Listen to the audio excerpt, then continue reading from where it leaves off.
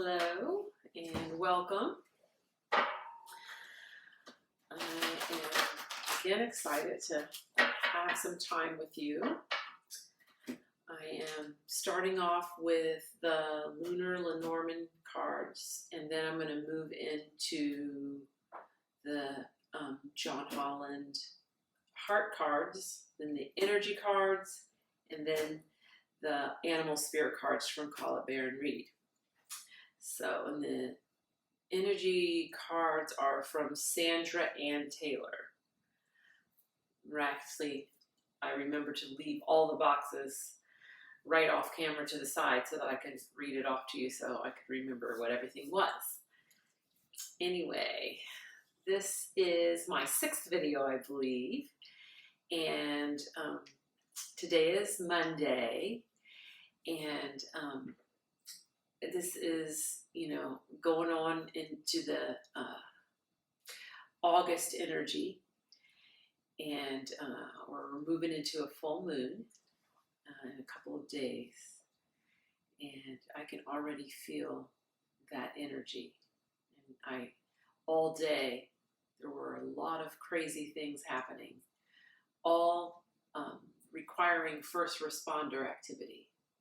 A car was on fire, like full blown on fire. There were several emergency health issues where not anybody in my family or anybody I knew, but I just was right in the presence of it, where they required 2 emergency squads for one thing. And then it was just, in the last few days, it's been like that. We came home the other night and there were 27 policemen circled around an incident. It's just been a lot of heightened energy.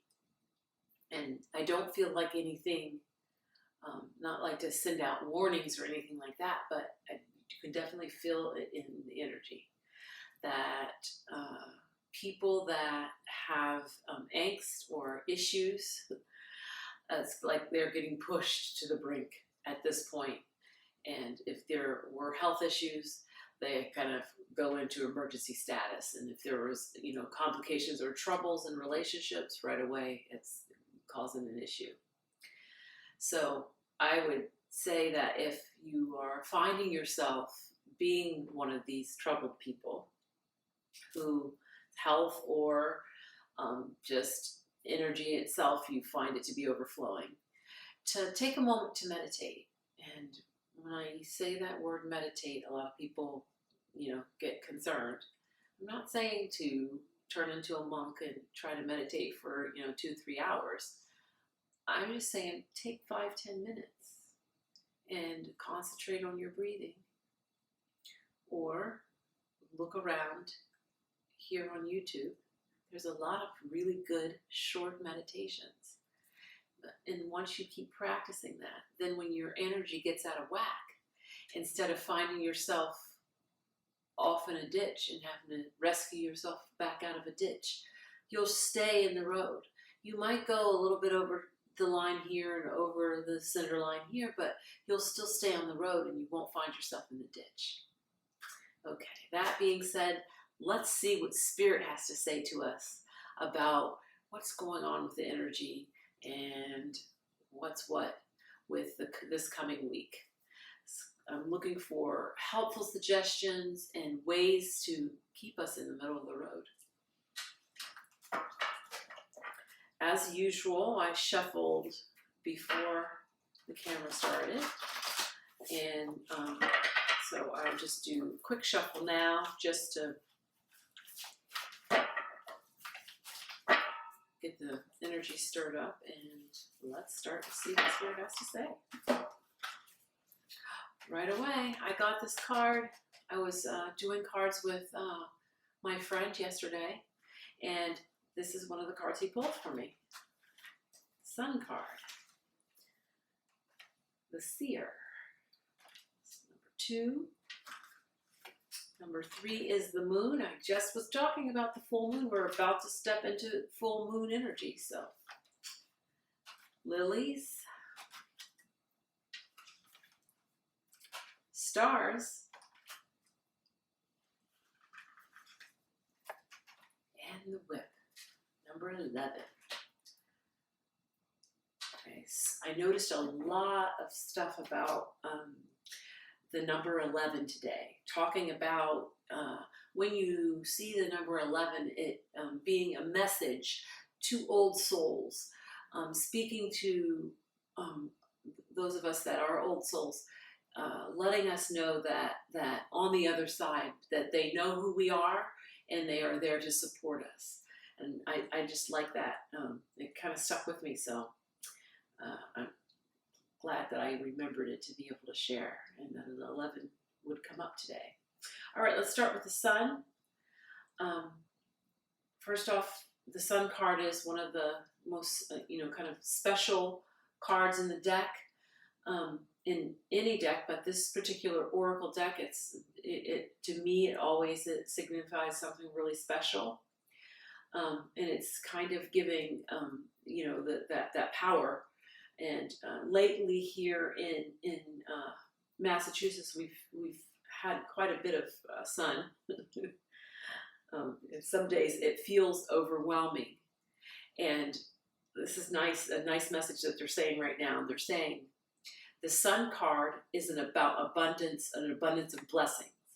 And as the sun has felt overwhelming, the blessings coming to you right now are going to be overwhelming.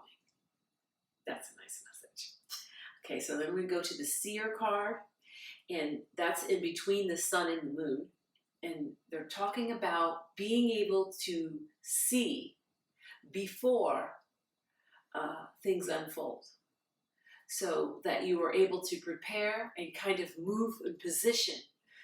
Like if you think about the game of chess, it's as if you can move and position your pieces, your game pieces, so that you're in the exact right place at the right time when this abundance of blessings comes. Just another nice layer to this message. Then they're talking about the moon. Now, I listened to several different channelers, and one of the messages that I heard over the last couple of years, I've heard it over and over again, and they talk about that we've really kind of we're capitalizing on solar energy, but what's coming is that that we would again know. So apparently before on the earth we knew how to capture the passive energy of the moon. And so a lot of times, in the metaphysical, kind of community world, we know that the moon holds a lot of power, and especially as women really seem to be able to